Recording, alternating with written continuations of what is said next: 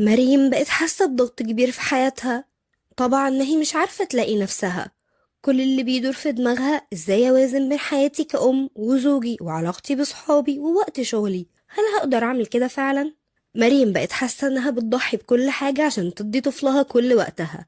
كانت بتحس ان كل حاجة بتسحب منها طاقتها، واوقات كانت بتتجاهل نفسها عشان تركز في امومتها وبس، لدرجة انها بدأت تحس انها مش عارفة تلاقي وقت لنفسها ولا وقت لحاجات تانية بتحبها. بس بمرور الوقت مريم بدأت تدرك حاجة مهمة، وهي إن الراحة النفسية بتبدأ من الراحة مع نفسك، وبدأت تفهم إن مش لازم تكون أم مثالية طول الوقت. بقت فاهمة إن الأمومة محاولة توازن ما بين احتياجات طفلها واحتياجاتها الشخصية، ومن هنا عرفت إزاي توازن وتلاقي وقت للحاجات اللي بتحبها. مريم دلوقتي بقت مرتاحة أكتر، مش بس مع طفلها لكن كمان مع نفسها وكل اللي حواليها. لو انت كمان حاسة انك مش لوحدك في المشاعر دي، وعايزة تلاقي طريقة افضل توازني فيها حياتك بين امومتك وبين انك تلاقي نفسك، تابعينا واستفيدي بنصايح عملية وتجارب حقيقية تدعمك في رحلتك كأم.